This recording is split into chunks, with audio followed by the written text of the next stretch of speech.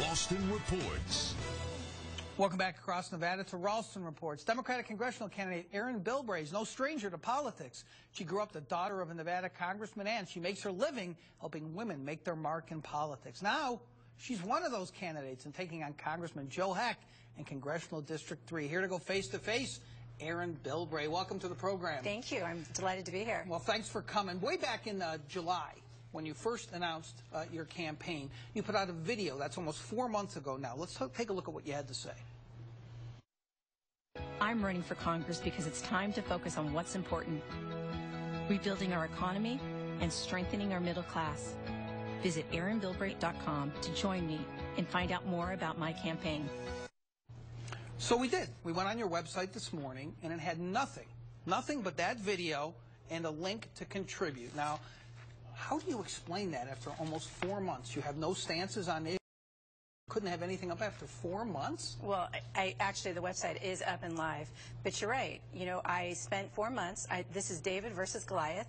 I was putting all the pieces together. But I think everyone knows that I'm very opinionated, and I've always had opinions. So we just put them live today. Yeah, in fact, just a few hours before this program aired. I thought you'd be excited about that. Excitement might be a bit of a stretch on that, but I guess what I'm asking is, if someone announces for an important office, you'd think you'd have very strong stands on issues, but you really don't. Oh, no, that's not true. I've always had very strong stands on issues. You've known me for a long time. You've known me since I'm a young woman. I'm not exactly a shrinking violet. Let's talk about you not being a shrinking violet.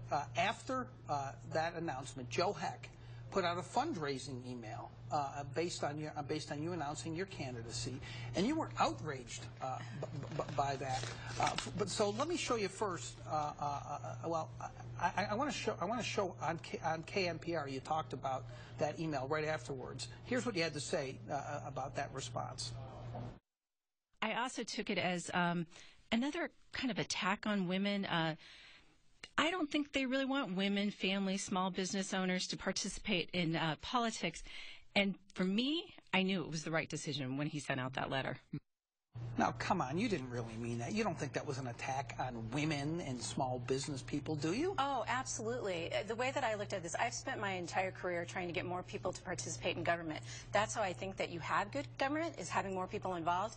And I felt that I announced on July 1st with a very positive message about my family, my values, and I was just I was very surprised about the negative tone that he immediately took but what does that have to do with far women? out. There was no real negative tone. It was standard campaign rhetoric, which you know something about. You're a liberal activist, you're a spin doctor. What does it have to do with you being a woman? Doesn't that diminish what you do for a living, which is trying to be active in politics by saying Joe Heck attacked women? He didn't attack women. I totally disagree with you on that. What is in the email that attacks women? We don't have enough women that are involved in politics, and the reason they don't want to get involved in politics is because it's such a negative, nasty business. They don't see people that are coming forward and encouraging people to participate, and I absolutely took that as an attack on trying to get middle-class people, regular people involved by coming out that early. I absolutely expected it to get dirty maybe in the spring, but for him to come out that aggressively that early is not encouraging.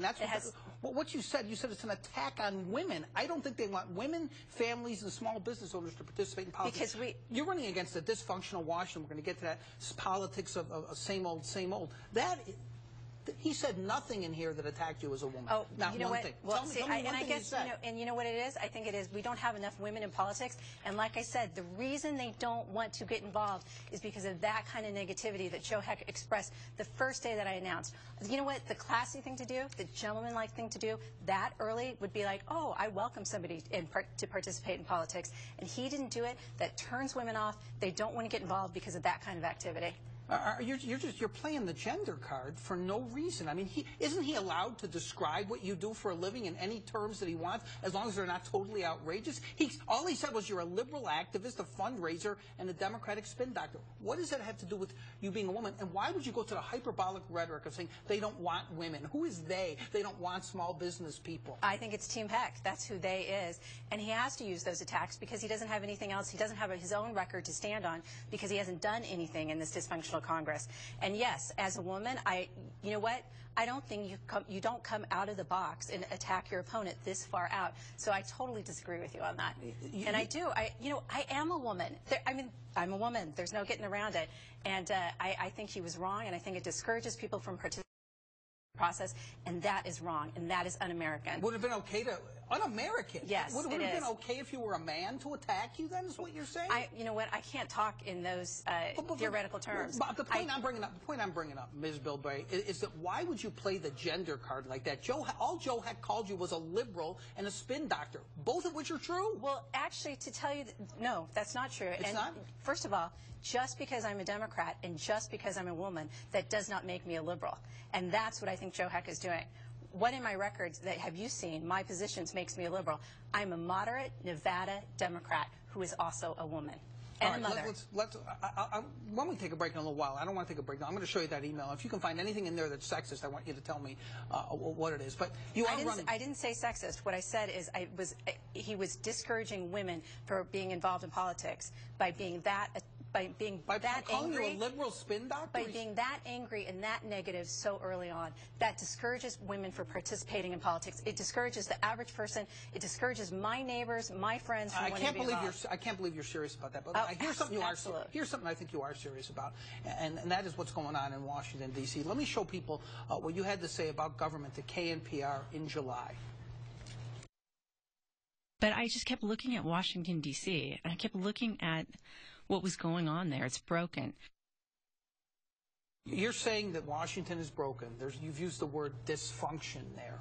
How much responsibility does the Democratic leader of the Senate, who has been there since 2007, that's 6 years, have for that dysfunction? How much responsibility? Well, this much I will say right now.